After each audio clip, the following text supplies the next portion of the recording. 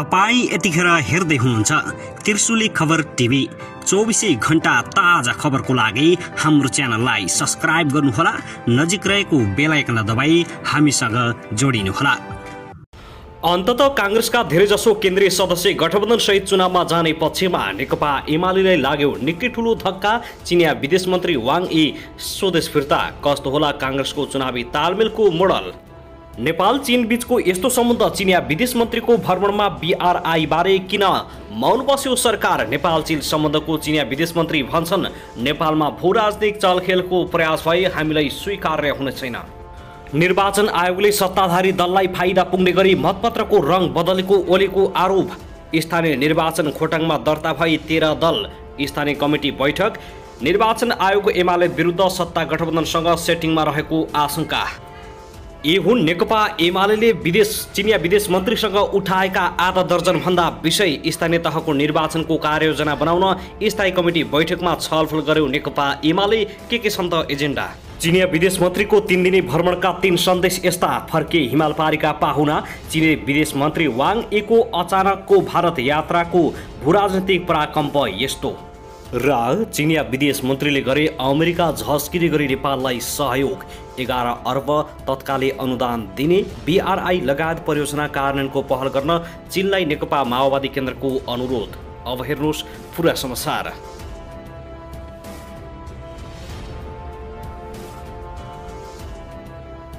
दर्शकहरूमा नमस्कार, तपाईलाई हार्दिक स्वागत छ हाम्रो च्यानल त्रिशुली खबर टिभीमा। यदि हाम्रो च्यानललाई अहिलेसम्म सब्स्क्राइब गर्नुभएको छैन भने सब्स्क्राइब गरी नजिक रहेको बेल आइकन दबाई हामीसँग जोडिनुहोला। दर्शक फेरि पनि हामी तपाईहरुमाझ निकै महत्त्वपूर्ण खबरका साथ उपस्थित भइसकेका छौं। यो भिडियोलाई अन्तिमसम्म हेरी हामी साथ दिनुहोला। दर्शकबिन हाम्रो मेहनतको लागि एउटा सानो लाइक गर्न भनी नभुल्नुहोला। कहाँ हेर्दै हुनुहुन्छ, के भन्न चाहनुहुन्छ, तपाईको मनमा लागेको प्रतिक्रिया अवश्य पनि कमेन्ट गर्न नभुल्नुहोला। स्थानीय तहको निर्वाचन सँगसँगै अन्ततः नेपाली कांग्रेस गठबन्धनका साथ निर्वाचनमा जाने तयारीमा जुट्ने भएको छ। केही शीर्ष नेताहरूले गठबन्धन गरेर जाने पक्षमा थिएनन् भने उता माओवादी र नेकपा एमाले मिल्ने संकेत देखिएपछि प्रधानमन्त्री देउबा तर्सिए। साथै आफू मुनिका नेताहरूलाई माओवादी र एमाले मिल्ने संकेत देखिएको भन्दै गठबन्धन गरेर जान अनुरोध गरेका थिए। त्यससाथै तल्लो स्तरका नेताहरू पनि गठबन्धन गरेर जाने पक्षमा उभिएका छन्। अब भने नेकपा एमालेलाई स्थानीय तहको निर्वाचन जित्न पक्कै पनि फलामको चिउरा चपाउनु पर्नेछ। कसले मार्ला बाजी त्यो आगामी निर्वाचनले बताउनेछ। तपाईलाई के लाग्छ, के निर्वाचनमा नेकपा एमालेले बाजी मार्ला? आफ्नो प्रतिक्रिया अवश्य पनि कमेन्ट गर्नुहोस्। दर्शकबिन आउनुहोस् अब पहिलो खबरतर्फ लागौं। नेकपा एमाले स्थायी कमिटी बैठक सुरु भएको छ।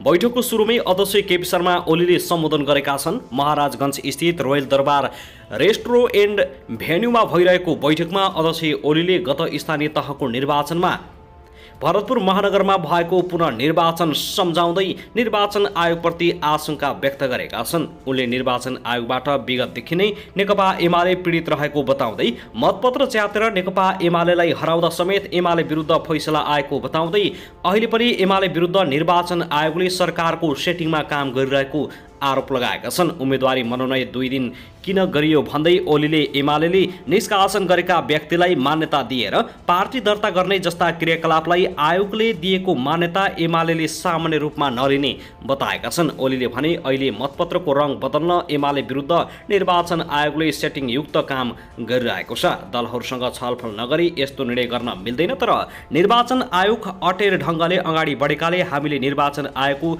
निष्पक्षतामाथि प्रश्न उठाउने ठाउँ देखिएको छ।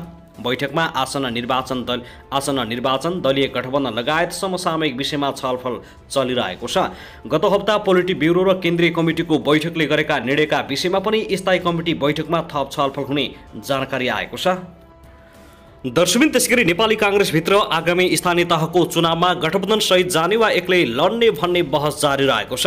प्रधानमन्त्री समेत रहेका पार्टी सभापति शेरबहादुर देउबा गठबन्धन सहित चुनाव लड्ने मनस्थितिमा छन् भने संस्थापन इतर समूहका नेता शेखर कोइराला एक्लै चुनाव लड्नुपर्ने अडानमा उभिएका छन्। सरकार सञ्चालनमा सहयोग गर्न गठित उच्च स्तरीय राजनीतिक संयन्त्रका संयोजक समेत रहेका पार्टीका अर्का नेता रामचन्द्र पौडेलले पनि चुनाव समय गठबन्धन कायम रहने बताउँदै आइरहेका छन्। सभापति प्रधानमन्त्री देउवाले प्रमुख प्रतिपक्षी दल नेकपा एमालेसँग सत्ता गठबन्धनका दलहरूले चुनावी तालमेल गर्ने डरले काङ्ग्रेसलाई गठबन्धनसहित चुनावमा जाने अभिव्यक्ति दिएको राजनीति विरुद्धमा चर्चा चल्न थालेको छ।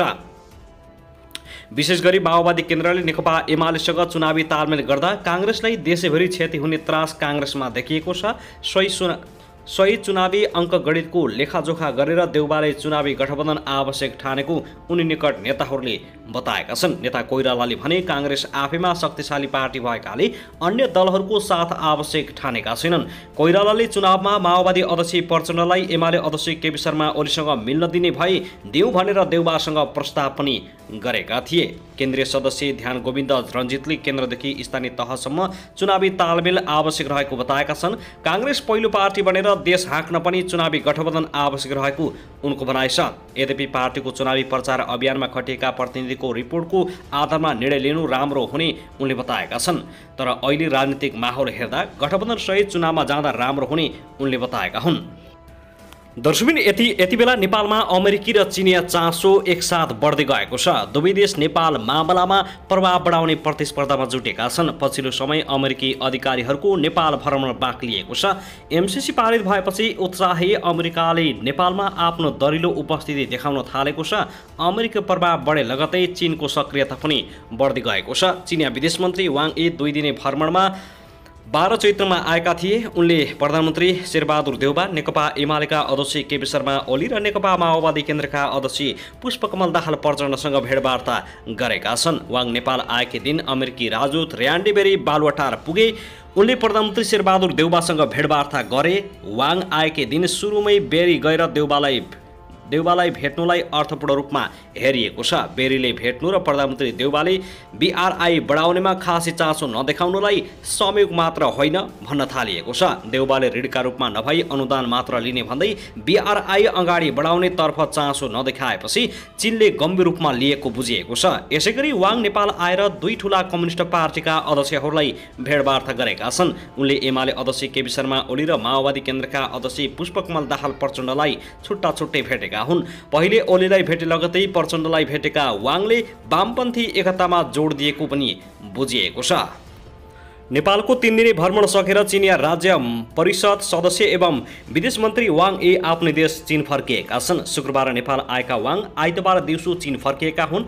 वाङलाई परराष्ट्र मन्त्रालयका सचिव भरतराज पौडेलले विमानस्थलबाट विदाई गरेका छन्। वाङको 3 दिने भ्रमणका क्रममा नेपाल र चीनबीच 9 बुँदे समझदारी पत्रमा हस्ताक्षर गरिएको छ।